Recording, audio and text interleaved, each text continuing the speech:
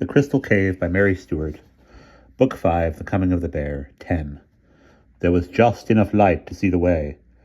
Light enough, too, to see the dreadful cliff and the roaring depths below. But I think I was so occupied with the weakness of my body, with the simple mechanics of keeping that body upright, and my good hand working and the injured hand out of trouble, that I never once thought of the sea below or the perilous narrowness of the strip of safe rock. I got past the first stretch quickly, and then clawed my way, half crawling, down the next steep slide, across the tufted grasses and the rattling steps of scree. As the path took me lower, the seas roaring up closer beside me.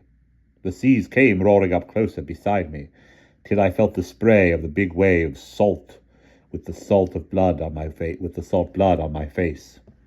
The tide was full with the morning, the waves still high with the night's wind, shooting icy tongues up the licked rock and bursting beside me with a hollow crash that shook the very bones in my body and drenched the path down which I crawled and stumbled. I found him halfway up from the beach, lying face downwards within an inch of the edge. One arm hung over the brink, and at the end of it the limp hand swung to the shocks of air disturbed by the waves. The other hand seemed to have stiffened, hooked to a piece of rock. The fingers were black with dried blood. The path was just wide enough. Somehow I turned him over, pulling and shifting him as best I could till he was lying close against the cliff. I knelt beside him in the sea. Cadel! Cadel! His flesh was cold. In the near darkness, I could see that there was blood on his face and what looked like thick ooze from some wound up near the hair. I put my hand to it. It was a cut, but not enough to kill. I tried to feel the heartbeat in his wrist, but my numbed hand kept slipping on the wet flesh, and I could feel nothing. I pulled at his soaked tunic and could not get it open. Then a clasp gave way, and it tore apart, laying the chest bare. When I saw what the cloth had hidden, I knew there was no need to feel for his heart. I pulled the sodden cloth back over him, as if it could warm him, and sat back on my heels, only then attending to the fact that men were coming down the path from the castle. Uther had come round the cliff, so easily, as if he were walking across the palace floor. His sword was ready in his hand, the long cloak gathered over his left arm. Ulfin, looking like a ghost, came after him. The king stood over me, and for some moments he did not speak. Then all he said was, "Dead?" "Yes." "And Jordan? Dead too, I imagine, or Cadel would not have got this far to warn us." "And Brithale? Dead?" "Did you know all this before we came tonight?" "No," I said. "Nor of Golorus's death?" "No."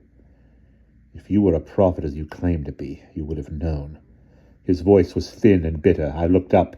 His face was calm, the fever gone, but his eyes, slaty in the grey light, were black and weary. I said briefly, "I told you. I had to take the time on trust. This was the time. We succeeded. And if we had waited until tomorrow, those men, I, and the servant here as well, would still be living.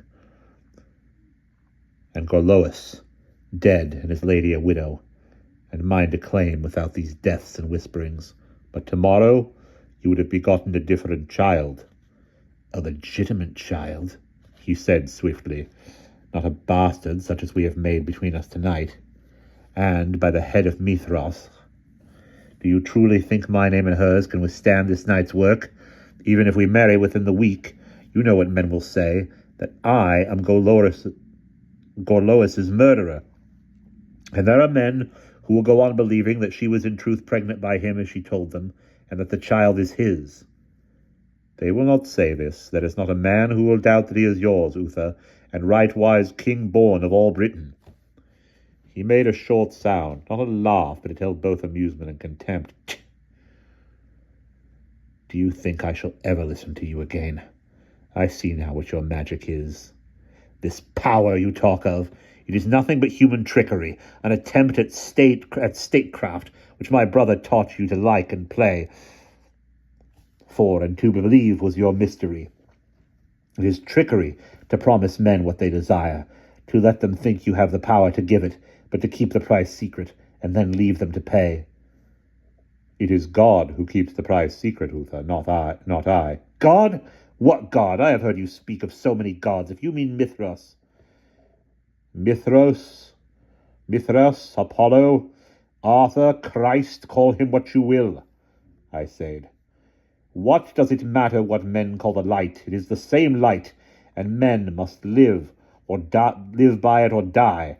I only know that God is the source of all the light which has lit the world, and that his purpose runs through the world and past each one of us like a great river, and we cannot check or turn it, but can only drink from it while living and commit our bodies to it when we die. The blood was running from my mouth again. I put up my sleeve to wipe it away. He saw, but his face never changed. I doubt if he had even listened to what I said, or if he could have heard me for the thunder of the sea. He said merely, with that same indifference that stood like a wall between us, "These are only words. You use God to gain your ends. Is it God who tells me to do these things? Is it God who exacts the price? Is it God who sees what others should pay? For what, Merlin? For your ambition? For the great prophet and magician of whom men speak with bated breath, and give more worship than they would a king or his high priest? And who is it pays this debt to God for carrying out your plans? Not you. The men who play your game for you, and pay the price. Ambrosius, Vortigern, Golorus. These other men here tonight, but you pay nothing, never you." A wave crashed beside us, and the spume showered the ledge, raining down on Cadle's upturned face. I leaned over and wiped it away with some of the blood. "No," I said. Uther said, above me, "I tell you, Merlin, you shall not use me. I'll no longer be a puppet for you to pull the strings, so keep away from me. And I'll tell you this also, I'll not acknowledge the bastard I begot tonight." It was a king speaking, unanswerable, a still, cold figure, with behind his shoulder the star hanging clear in the grey. I said nothing. "You hear me?" "Yes." He shifted the cloak from his arm and flung it at Ulfin, who held it for him to put on. He settled it on his shoulders, then looked down at me again. "For what service you have rendered me, you shall keep the land I gave you. Get back, then, to your Welsh mountains, and trouble me no more." I said wearily, "I shall not trouble you again, Uther. You will not need me again." He was silent for a moment, then he said abruptly, "Ulfin will help you carry the body down." I turned away. "There is no need. Leave me now." A pause, filled with the thunder of the sea. I had not meant to speak so, but I was past caring, or even knowing what I said. I only wanted him gone. His sword point was level with my eyes. I saw it shift and shimmer, and thought for a moment that he was angry enough to use it. Then it flashed up and was rammed home in its housing. He swung round and went on his way down the path. Ulfin edged quietly past without a word and followed his master. Before they had reached the next corner, the sea had obliterated the sound of their footsteps. I turned to find Cadle watching me. "Cadle! That's a king for you." His voice was faint, but it was his own, rough and amused. Give him something he swears he's dying for, and then, "Do you think I can withstand this night's work?" he says. A fine old night's work he put in, for sure, and looks it. "Cadle, you too, you're hurt. Your hand, blood on your face? It's nothing the word meant, never mind that. But you, oh, Cadle." He moved his head slightly. "It's no use, let be. I'm comfortable now. No pain now. No, it's cold, though." I moved closer to him, trying to shield his body with my own from the bursting spray as the waves struck the rock.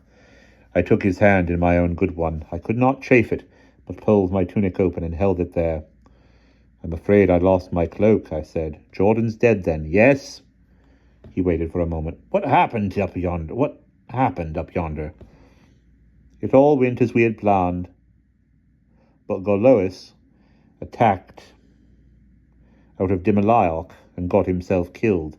That's why Brithael and Jordan rode this way, to tell the Duchess. I heard them coming. I knew they'd be bound to see me.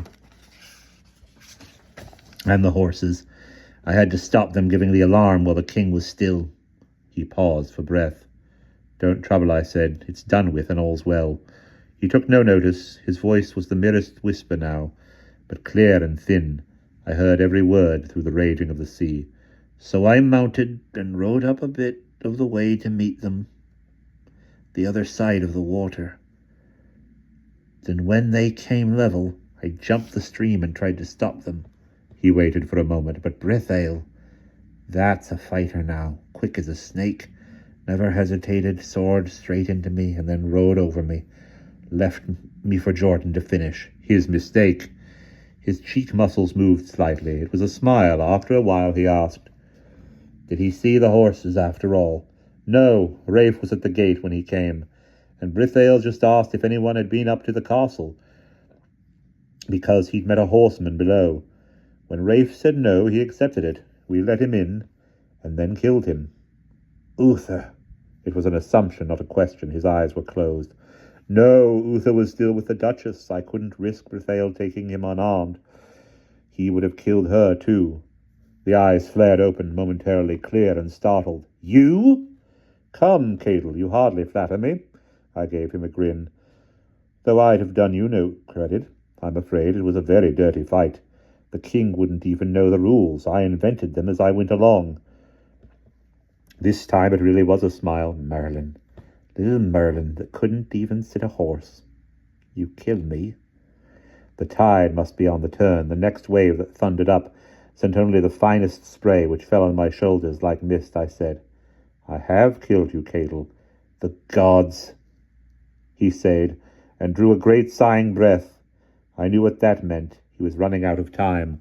As the light grew, I could see how much of his blood had soaked into the soaking path. I heard what the king said. Could it not have happened without all this? No, Cadle. His eyes shut for a moment, then opened again. Well, was all he said. But in the syllable was all the acquiescent faith of the past 8 years. His eyes were showing white now below the pupil, and his jaw was slack. I put my good arm under him and raised him a little. I spoke quickly and clearly. It will happen, Cadle, as my father wished and as God willed, through me. You heard what Uther said about the child. That alters nothing. Because of this night's work, Igraine will bear the child, and because of this night's work she will send him away as soon as he is born, out of the king's sight. She will send him to me, and I shall take him out of the king's reach, and keep him, and teach him all that Gallopus taught me, and Ambrosius, and you, even Belasius. He will be the sum of all our lives, and when he is grown, he will come back and be crowned king at Winchester. You know this? You promise me that you know this? The words were scarcely recognizable. The breath was coming now in bubbling gasps. His eyes were small and white and blind. I lifted him and held him strongly against me. I said gently and very clearly, I know this. I, Merlin, prince and prophet, promise you this, Cadle. His head fell sideways against me, too heavy for him now as the muscles went out of control. His eyes had gone. He made some small mutterings, and then suddenly and clearly he said, Make the sign for me, and died. I gave him to the sea, with Brithale, who had killed him. The tide would take him, Rafe had said, and carry him away as far as the western stars. Apart from the slow clop of hooves and the jingle of metal, there was no sound in the valley. The storm had died. There was no wind. And when I had ridden beyond the first bend of the stream, I lost even the sound of the sea. Down beside me along the stream mist still hung, and a veil. Above, the sky was clear, growing pale toward sunrise. Still in the sky, high now and steady, hung the star. But while I watched it, the pale sky grew brighter round it, flooding it with gold and soft fire. And then, with a bursting wave of brilliant light, as up over the land where the herald star had hung, rose the young sun. And that is the end of chapter 10, and it is the end of the narrative part of The Crystal Cave. There will be 2 more videos reading the sections marked The Legend and Author's Note. I'm happy to do the next book in the series, The Hollow Hills, as soon as it is requested. There will be at least one book in between just as a palate cleanser, but like I said, I want to knock this series out as fast as I can. I will see you in the next video, The Legend.